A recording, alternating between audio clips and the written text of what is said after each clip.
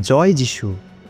যিশুর নামে আপনাদের সবাইকে স্বাগত জানাই আমাদের চ্যানেল বাইবেলের সত্য জাননে। আজ আমরা এমন একটি বিষয় নিয়ে কথা বলতে যাচ্ছি যা আপনার আত্মিক জীবন, আপনার মানসিক শান্তি এবং ঈশ্বরের দেওয়া আপনার ভবিষ্যতের জন্য অত্যন্ত গুরুত্বপূর্ণ। বন্ধুরা, আমরা অনেকেই মনে করি একজন খ্রিস্টান হিসাবে আমাদের দায়িত্ব হলো সবার পাশে দাঁড়ানো, সবাইকে সাহায্য করা এবং প্রত্যেকের ভার বহন করা। আমরা ভাবি এটাই বুঝি প্রেমের বহিঃপ্রকাশ, কিন্তু বাইবেল কি আসলে তাই বলে?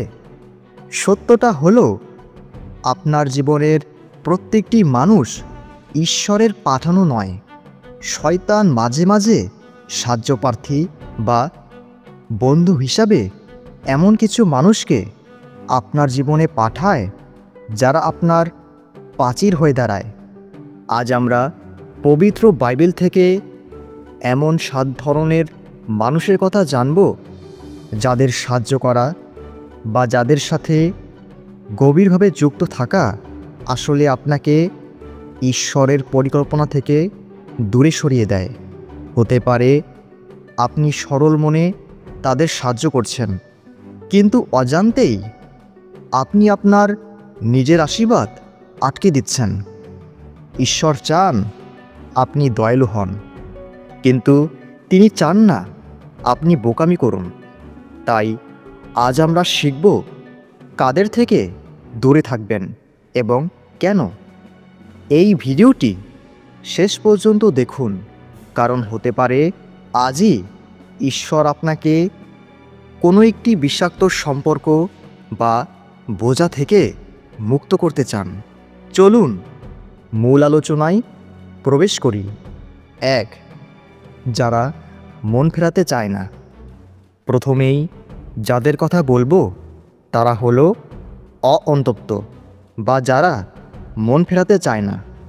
বাইবেল স্পষ্টভাবে শিক্ষা দেয় ক্ষমা তাদের জন্য যারা অনুতপ্ত হয়, কিন্তু সাহায্য তাদের জন্য নয় যারা পাপের মধ্যে লিপ্ত থাকতেই পছন্দ করে। বন্ধু, আপনি কি এমন কাউকে সাহায্য করার চেষ্টা করছেন যে তার ভুল বা পাপ থেকে সরে আসার কোনো চেষ্টাই করছে না?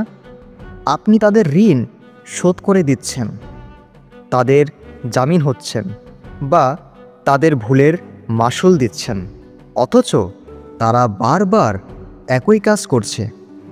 মনে রাখবেন, যে ব্যক্তি তার স্বভাব পরিবর্তন করতে চায় না তাকে সাহায্য করা আর আগুনে ঘি ঢালা একই কথা। আপনার সাহায্য তাদের মন ফেরাতে সাহায্য করছে না, বরং তাদের পাপের পথে আরও সাহসী করে তুলছে। এটি অনেকটা এমন, আপনি এমন একজনের জন্য মই তৈরি করেছেন যে গর্ত থেকে ওঠার কোনো ইচ্ছাই রাখে না, বরং তারা গর্তে আরাম করে বসে থাকতে চায়, আর আপনি ঘাম ঝরিয়ে তাদের তোলার চেষ্টা করছেন।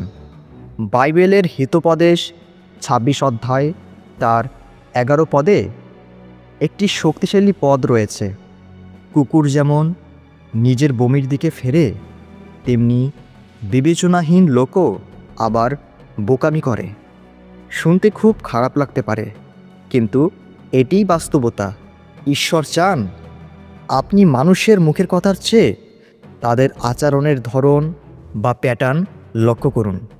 যদি কেউ সত্য জানে, ঈশ্বরের অনুগ্রহ পেয়েছে এবং নিজেকে শুধরানোর অনেক সুযোগ পেয়েছে, কিন্তু তবুও তারা বিদ্রোহের পথ বেছে নেয়, তবে ঈশ্বর আপনাকে সেখানে দাঁড়িয়ে থাকতে বলছেন না। হয়তো ঈশ্বর চাইছেন আপনি সরে আসুন। কেন জানেন? কারণ অনেক সময় মানুষ ততক্ষণে শিক্ষা পায় না যতক্ষণ না তারা তাদের কাজের পরিণতি ভোগ করে। কষ্ট বা বেদনা অনেক সময় মানুষের ঘুম ভাঙানোর জন্য ঈশ্বরের দেওয়া একটি অ্যালার্ম। আপনি যখন বারবার তাদের উদ্ধার করছেন, তখন আপনি আসলে ঈশ্বরের দেওয়া সেই ওয়েক আপ কল বা সতর্কবাণীটি তাদের কাছে পৌঁছাতে দিচ্ছেন না। কাউকে ভালোবাসা মানে তাকে পাপের মধ্যে প্রশ্রয় দেওয়া নয়। তাদের লাইফলাইন হতে গিয়ে তাদের শিক্ষার পথে বাধা হবেন না, বরং তারা তাদের পরিণতির মুখোমুখি হয়ে অনুতপ্ত হতে পারে। 2. যারা আপনাকে নিয়ন্ত্রণ করতে চায়। দ্বিতীয়ত, সাবধান থাকুন তাদের থেকে যারা ম্যানিপুলেটিভ বা ছলছাতুরি করে আপনাকে নিয়ন্ত্রণ করতে চায়। কিছু মানুষ আপনার কাছে সাহায্য চায় না, তারা চায় আপনার উপর নিয়ন্ত্রণ। তারা চায় আপনি তাদের ইচ্ছামতো চলুন। যদি আপনি সতর্ক না হন, তবে তাদের সংকট আপনার কারাগারে পরিণত হবে।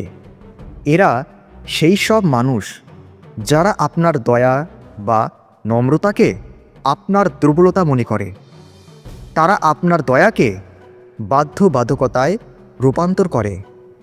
তারা আপনাকে অপরাধবোধে ভোগায় এবং এমন পরিস্থিতি তৈরি করে যে আপনি মনে করেন, আমি যদি তাদের সাহায্য না করি তবে আমি কেমন খ্রিস্টান। কিন্তু আমার ভাই ও বোনেরা, শুনুন, ম্যানিপুলেশন বা কাউকে নিয়ন্ত্রণ করা কোনো পরিচর্যা বা কোনো মিনিস্ট্রি নয়। যিশু কখনোই মানুষের আবেগ বা প্রত্যাশার দ্বারা নিজেকে নিয়ন্ত্রণ হতে দেননি। তিনি জানতেন কখন থামতে হয় এবং কখন সরে যেতে হয়। লূক সুসমাচারের 4 অধ্যায়ে আমরা দেখি জনতা যিশুকে আটকে রাখতে চেয়েছিল। তারা চাইছিল যিশু যেন তাদের ছেড়ে না যান, কিন্তু যিশু তাদের আবেগের কাছে হার মানেননি।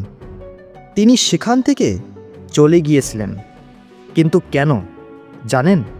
কারণ তার কাজ বা তার উপর ঈশ্বরের আহ্বান মানুষের চাপের উপর নির্ভর করে না, তা নির্ভর করে ঈশ্বরের উদ্দেশ্যের উপর। শুধু কেউ চিৎকার করে তাদের প্রয়োজনের কথা বলছে, এর মানে এই নয় যে সেই প্রয়োজন মেটানোর দায়িত্ব ঈশ্বর আপনাকেই দিয়েছেন। যদি কাউকে সাহায্য করতে গিয়ে আপনার মানসিক শান্তি নষ্ট হয়, তাহলে আপনার ঈশ্বরের দেওয়া উদ্দেশ্য বা কলিং ক্ষতিগ্রস্ত হয়, অথবা আপনি নিজের পরিচয় হারিয়ে ফেলেন। তবে জেনে রাখুন, ওটা সাহায্য নয়, ওটা শয়তানের পাতা ফাঁদ। খ্রিস্টান হিসাবে আমাদের হৃদয় নরম হতে পারে, কিন্তু আমাদের মেরুদণ্ড শক্ত হতে হবে। যখন কেউ আপনাকে ইমোশনালি ব্ল্যাকমেইল করে কিছু করাতে চায়, তখন না বলাটা পাপ নয়, বরং নিজের আত্মিক সুরক্ষা বজায় রাখা। 3. যারা বিভেদ সৃষ্টি করে। তৃতীয়ত, যারা বিভেদ সৃষ্টি করে। ঈশ্বর এমন কোনো কিছুকে আশীর্বাদ করেন না যা তার লোকদের মধ্যে ফাটল ধরায়। আর আপনি যদি এমন কাউকে সাহায্য করেন বা প্রশ্রয় দেন যে বিভেদ সৃষ্টি করে, তবে আপনি পরোক্ষভাবে শত্রু বা শয়তানের কাজে সহায়তা করছেন। এরা কারা? এরা হলো সেই সব মানুষ যারা এক মুখে কথা বলে আর অন্য মুখে আরেক কথা বলে। এরা হলো পরচর্চাকারী, যারা সবসময় ড্রামা তৈরি করতে পছন্দ করে। তারা সামনে মিষ্টি মিষ্টি কথা বলে, কিন্তু আড়ালে গিয়ে সেই ভাই বোনদের বিরুদ্ধে নিন্দা করে, মিথ্যা ছড়ায় এবং মানুষের সম্মান হানি করে। বাইবেল এই বিষয়ে অত্যন্ত কঠোর। 3 অধ্যায় তার 10 পদে বলা হয়েছে, যে লোক ভুল শিক্ষা দিয়ে দলাদলির সৃষ্টি করে তাকে প্রথমে একবার, পরে আরেকবার সাবধান করো। এতে কাজ না হলে তার সঙ্গে মেলামেশা একেবারেই বন্ধ করে দাও। লক্ষ্য করুন, এখানে বলা হয়নি তাদের জন্য বছরের পর বছর প্রার্থনা করো বা তাদের সাথে চা খেতে যাও। বলা হয়েছে সম্পর্ক রেখো না। এটা নিষ্ঠুরতা নয়, এটা ঈশ্বরের আদেশ। কারণ যখন আপনি এমন কারোর সাথে চলেন যে ঝগড়া বা বিবাদ বাধায়, তখন আপনি কেবল মাঝখানে আটকা পড়েন না, তখন আপনি সেই নোংরা পরিস্থিতির অংশ হয়ে পড়েন। তাদের ছড়ানো বিষ আপনার হৃদয়েও প্রবেশ করে। শেষ পর্যন্ত তাদের তৈরি করা সংঘাতের ফল আপনাকেও ভোগ করতে হয়। আপনার শান্তি রক্ষা করুন। আপনার উপর থাকা ঈশ্বরের আহ্বান রক্ষা করুন। ঈশ্বর যা জোড়া লাগাতে চাইছেন, এই মানুষগুলো তা ভাঙতে চাইছে। তাই আপনি তাদের ঠিক করার চেষ্টা করবেন না। ঈশ্বর আপনাকে এমন কিছু ঠিক করতে বলেনি যা তিনি নিজেই আলাদা করতে চান। দুষ্ট সঙ্গ ত্যাগ করা আত্মিক বুদ্ধিমত্তার পরিচয়। 4. যারা কেবল শোষণ করে। চতুর্থ ধরনটি হল শোষণকারী। কিন্তু কিছু মানুষ আছে যারা জীবনে বড় হতে চায় না বা আত্মিক উন্নতি চায় না। তারা কেবল আপনার থেকে নিতে চায়। তারা চায় আপনি তাদের সব সমস্যা শুনে নিন, তাদের সব বোঝা বই বেড়ান, কিন্তু নিজেরা আঙ্গুলটুকু নড়ায় না। আপনার ক্রমাগত সাহায্য আপনাকে আত্মিকভাবে শুকিয়ে ফেলেছে। আপনি তাদের জন্য দিনের পর দিন প্রার্থনা করেছেন, তাদের ঘন্টার পর ঘন্টা সময় দিচ্ছেন, পরামর্শ দিচ্ছেন, কিন্তু তাদের জীবনে কোনো পরিবর্তন নেই। কিন্তু কেন? কারণ তারা পরিবর্তন বা রূপান্তর খুঁজছে না। তারা খুঁজছে একজন হোস্ট বা আশ্রয়দাতা যার উপরে তারা পরজীবীর মতো বেঁচে থাকতে চায়। মনে রাখবেন, এমনকি আমাদের প্রভু যিশুরও সীমানা বা বাউন্ডারি ছিল।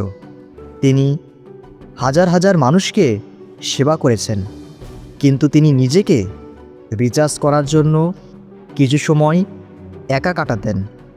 লুক 5 অধ্যায় তার 16 পদে বলা হয়েছে, যিশু প্রায় নির্জন জায়গায় গিয়ে প্রার্থনা করতেন। ভাবুন একবার, যদি স্বয়ং ঈশ্বরের পুত্রের ভিড় থেকে সরে গিয়ে নিজেকে পূর্ণ করার প্রয়োজন হয়, তবে আপনার এবং আমার কতটা প্রয়োজন। নিজের শক্তি এবং আত্মিক সুরক্ষা রক্ষা করা স্বার্থপরতা নয়, এটি এক ধরনের আধ্যাত্মিক যুদ্ধ। কারণ যখন আপনি ক্লান্ত এবং আত্মিকভাবে নিঃশেষ হয়ে পড়েন, তখন আপনি স্পষ্টভাবে ঈশ্বরের স্বর শুনতে পান না, বা এটি নিঃশেষ হয়ে যাওয়া হলো শয়তানের অন্যতম প্রিয় ফাঁদ। সাহায্য করা তখন আর পবিত্র কাজ থাকে না, যখন তা আপনাকে শূন্য করে দেয় এবং অন্য ব্যক্তিকে অলস বা পরনির্ভরশীল করে তোলে। তাই যারা কেবল আপনার কাছ থেকে নিতেই জানে কিন্তু নিজেরা কিছু করতে চায় না, তাদের থেকে দূরত্ব বজায় রাখুন। আপনার পাত্র যদি খালি হয়ে যায়, তাহলে অন্যকে আপনি জল দেবেন কোথা থেকে? 5. যারা আপনাকে ঈশ্বরের আসনে বসায়। পঞ্চম বিষয়টি খুব সূক্ষ্ম কিন্তু অত্যন্ত বিপজ্জনক। যদি কেউ ঈশ্বরের পরিবর্তে আপনার দিকে তাকিয়ে থাকে, তবে তাদের সাহায্য করা বন্ধ করুন। আপনি তাদের ত্রাণকর্তা বা মসিহ নন। এটি খুব সাধারণভাবে শুরু হয়। তারা আপনার কাছে প্রার্থনার জন্য আসে, পরামর্শের জন্য আসে, আর আপনি তাদের সাহায্য করেন।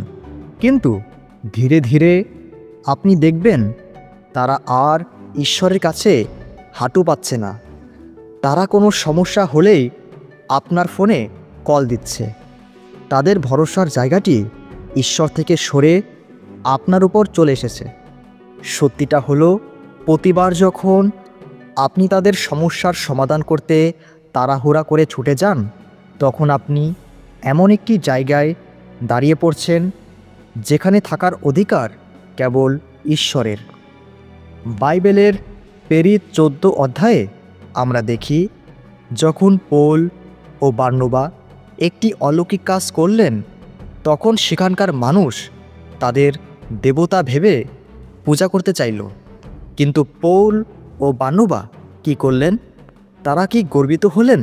না, বরং তারা সেই মুহূর্তে নিজেদের কাপড় ছিঁড়লেন এবং চিৎকার করে বললেন, আমরা তোমাদের মতোই সাধারণ মানুষ।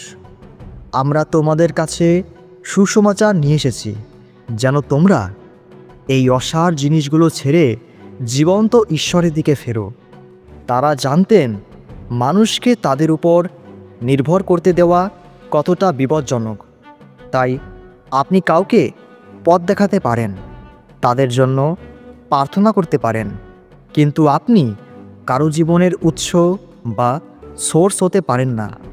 এই স্থানটি পবিত্র, এটি কেবল ঈশ্বরের জন্য।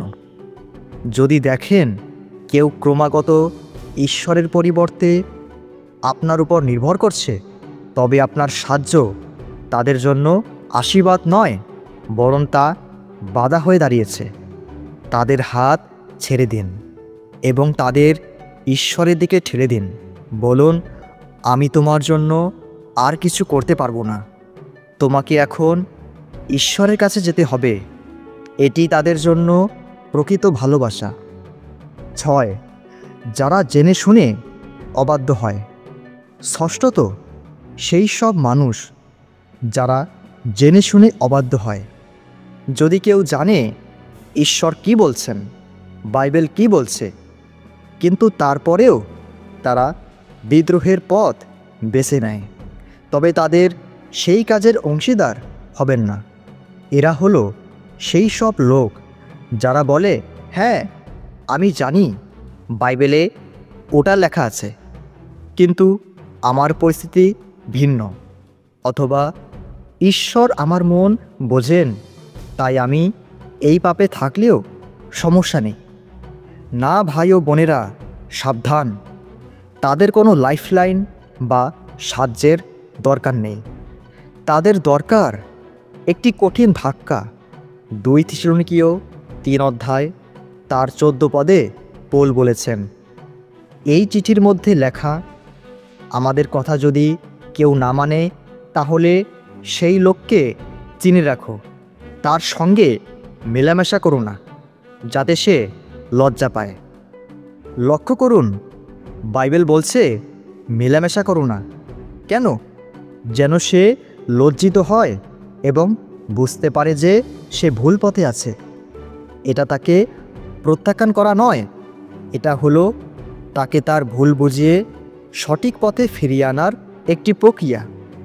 যদি কেউ ঈশ্বরের বাক্যের বিরুদ্ধে সক্রিয়ভাবে কাজ করে আর আপনি তাদের সমর্থন দিয়ে যান আর তাদের সাথে চা কফি খান এবং স্বাভাবিক সম্পর্ক রাখেন, তবে আপনি তাদের স্বাধীনতার পথে সাহায্য করছেন না, বরং আপনি তাদের ধ্বংসের পথটিকে আরামদায়ক করে দিচ্ছেন।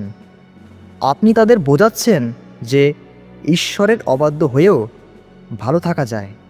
আমার বন্ধু, তাদের ভালোবাসুন, তাদের জন্য দূর থেকে প্রার্থনা করুন, কিন্তু যদি তারা ঈশ্বরের থেকে দূরে সরে যাওয়ার জন্য হাঁটতে থাকে, তবে আপনি তাদের সাথে হাঁটবেন না, কারণ আপনার সঙ্গ তাদের পাপকে বৈধতা দিচ্ছে। অবাধ্যতার সাথে বন্ধুত্ব করা মানে ঈশ্বরের সাথে শত্রুতা। 7. আপনার আহ্বানের পথে যারা বাধা। সপ্তম এবং শেষ পয়েন্টটি খুবই গুরুত্বপূর্ণ। কিছু মানুষ আপনার জীবনের আহ্বানে বাধা হয়ে দাঁড়ায়। সবসময় যে খারাপ বা দুষ্ট মানুষরাই আপনার ক্ষতি করে তা নয়। কিছু মানুষ আছে যারা টক্সিক নয়, তারা বিদ্রোহীও নয়, তারা হয়তো খুব ভালো মানুষ। কিন্তু সমস্যাটা হলো তারা আপনার জন্য ঈশ্বরের যে পরিকল্পনা তার সাথে সামঞ্জস্যপূর্ণ নয়। তারা আপনার গন্তব্যের অংশও নয়। আপনি যদি সতর্ক না হন তবে আপনার আবেগ বা মমতা আপনাকে এমন একটি জায়গায় আটকে রাখবে যেখান থেকে ঈশ্বর আপনাকে কবেই সরে যেতে বলেছেন। আদিপুস্তক 12 অধ্যায়ের কথা মনে করুন। ঈশ্বর অব্রাহামকে বলেছিলেন, তোমার দেশ, তোমার আত্মীয় স্বজন এবং তোমার বাবার বাড়ি ছেড়ে আমি যে দেশ দেখাবো সেখানে যাও। ঈশ্বরের নির্দেশটি ছিল স্পষ্ট, সব ছেড়ে যাও। কিন্তু অব্রাহাম কি করলেন? তিনি লোটকে সঙ্গে নিলেন। লোট কিন্তু খারাপ মানুষ ছিলেন না, তিনি অব্রাহামের ভাইপো ছিলেন। কিন্তু লোট ঈশ্বরের আদেশের অংশ ছিলেন না। এর ফল কি হলো? যতক্ষণ লোট অব্রাহামের সাথে ছিলেন ততক্ষণ তাদের মধ্যে বিবাদ হয়েছে, সমস্যা হয়েছে। এবং লক্ষ্য করুন, লোট আলাদা হয়ে যাওয়ার পরেই ঈশ্বর অব্রাহামকে তার ভবিষ্যতের পূর্ণ দর্শন বা ভিশন দেখিয়েছিলেন। কখনো কখনো ভুল মানুষটি শয়তান নয়, তারা কেবল আপনার যাত্রাপথের অতিরিক্ত বোঝা। আমরা অনেক সময় আনুগত্যের সাথে বিশ্বস্ততাকে গুলিয়ে ফেলি। আমরা ভাবি পুরানো বন্ধুদের সাথে লেগে থাকাই বিশ্বস্ততা। কিন্তু ঈশ্বর বলেন, যাও।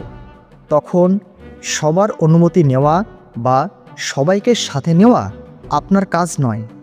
আপনার কাজ হলো ঈশ্বরের নির্দেশ মানা। যাদের আপনি সাহায্য করার জন্য আঁকড়ে ধরে আছেন, হতে পারে ঈশ্বর তাদের আপনার জীবন থেকে সরিয়ে দিতে চাইছেন, যেন আপনি পরবর্তী স্তরে পৌঁছাতে পারেন। প্রশ্নটি এটা নয় যে তারা কি ভালো মানুষ। প্রশ্নটি হলো, আপনি কি ঈশ্বরের কথা শুনতে প্রস্তুত? এমনকি যদি এর অর্থ হয় আপনি কি একা চলছেন। ভুল মানুষকে সাহায্য করা বাহ্যিকভাবে পবিত্র মনে হতে পারে, কিন্তু ভালো উদ্দেশ্য নিয়ে করা অবাধ্যতাও শেষ পর্যন্ত অবাধ্যতাই। প্রিয় বন্ধুগণ, আজ এই কথাগুলো শোনার পর আমি চাই আপনি এই মুহূর্তটি প্রার্থনার মধ্যে নিয়ে যান। নিজের আবেগের বশবর্তী হয়ে নয়, বরং পবিত্র আত্মার আলোতে আপনার সম্পর্কগুলোকে যাচাই করুন। ঈশ্বরের কাছে জিজ্ঞেস করুন, প্রভু, আমি কি এমন কাউকে বই বেড়াচ্ছি যাকে তুমি কখনো আমার কাঁধে দাওনি? আমি কি এমন কাউকে বাঁচানোর চেষ্টা করছি যাকে তুমি শিক্ষা দিতে চাওনি? মনে রাখবেন, কিছু মানুষ ছেড়ে দেওয়া মানে তাদের ঘৃণা করা নয়। এর মানে হলো আপনি ঈশ্বরের উপর আস্থা রাখছেন যে ঈশ্বর তাদের জীবনের ভার নিতে সক্ষম।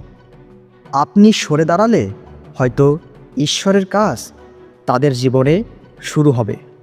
ঈশ্বর আপনাকে আশীর্বাদ করুন। জয় যিশু।